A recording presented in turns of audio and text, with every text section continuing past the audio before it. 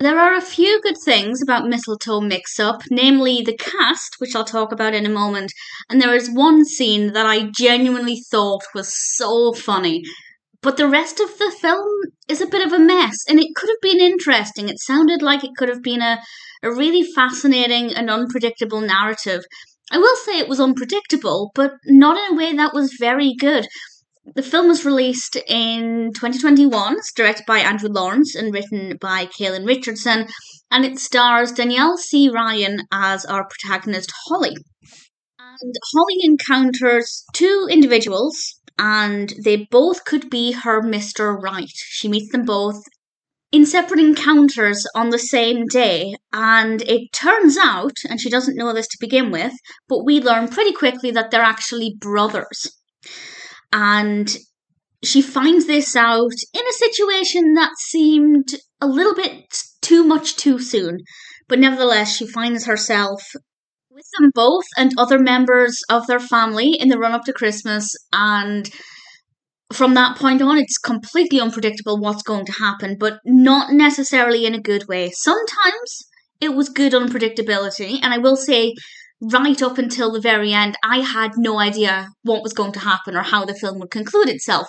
And that's almost never the case with a Christmas rom-com. So credit where it's due, the mystery element and the suspense and the unpredictability is brilliant.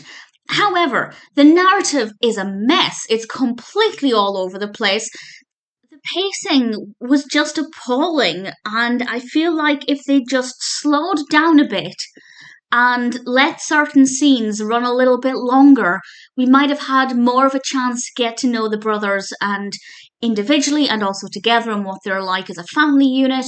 But it just kept jumping around back and forth. And I think maybe they were trying to show that it's a confusing time for Holly. So things are a bit chaotic for her.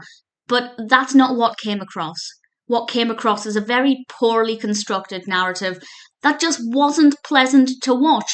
It was pleasant up until the time we meet the boys and other members of their family, and then once that scene ended, pretty much everything after that was just a chaotic mess. So it started off really well, and I guess that first, maybe third of the film was enough time for me to at least get to know Holly, but I never felt like I connected with either of the brothers, and I didn't really care who she ended up with.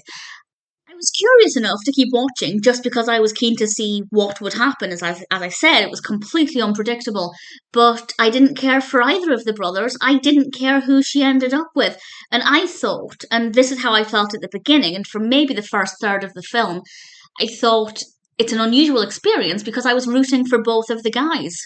And I thought, okay, you could be a good potential Mr. Right, and then we meet the other guy, and I'm like, oh, that's a potential love interest. I like him too. And then once we get to like the scene where they realize they're both dating the same girl, and then the scenes after that, I stopped caring. I completely stopped caring, and I didn't have any preference.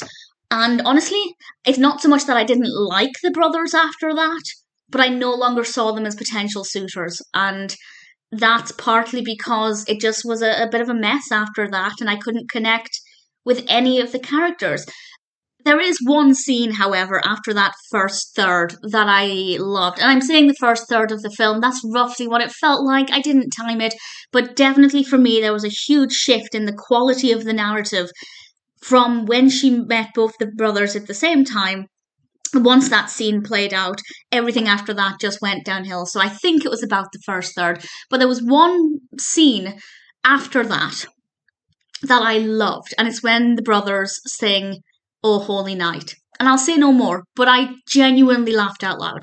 But again, the scene felt really short, and it didn't have enough time to play out properly, and it just kept jumping around, and it's just really poorly constructed. The narrative needed a lot of work once the narrative actually got going and once we realised what was happening with these potential love interests, which is a shame because the setting up was not too bad. As I said, there is something special about the cast, and that makes it, I guess, watchable because it's just fascinating. And this is because the brothers are actually played by the Lawrence brothers. We have Joy Lawrence, Matthew Lawrence, and Andrew Lawrence playing Tom, Austin, and Seth. We also have, interestingly, their mother, Donna Lawrence, their real life mother, playing the boys' grandmother in the film. I don't know what that says, but I found that really interesting. Obviously, if I didn't know any of that when I was watching it, then I wouldn't have known that and I wouldn't have cared and it wouldn't have made a difference. But having that information beforehand meant that when the scenes were dull, I could still think, oh, we have three brothers and their mother acting in the same film. This is quite interesting. So the background information and the first third-ish of the film, pretty good. The second 2/3 of the film, absolutely terrible, minus that one scene where they sing Oh Holy Night. So it's not a good film. It's a good idea, but unfortunately, once the idea got going, it was terribly executed. It needed a lot of work. Holly as a character is fine. The brothers, I stopped caring for them once the film lost its momentum and stopped being a decent story and started to just be chaos. It's like the film didn't really know what it wanted to do or what direction it wanted to go in. So it just started to throw random things and it didn't work.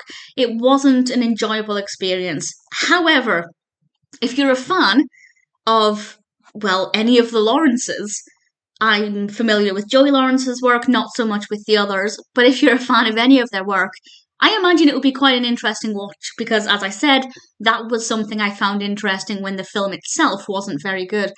So if you're a fan of any of the Lawrences, I'd say check it out because that is quite fascinating. But beyond that, it's not a good film. It definitely needs a lot of work.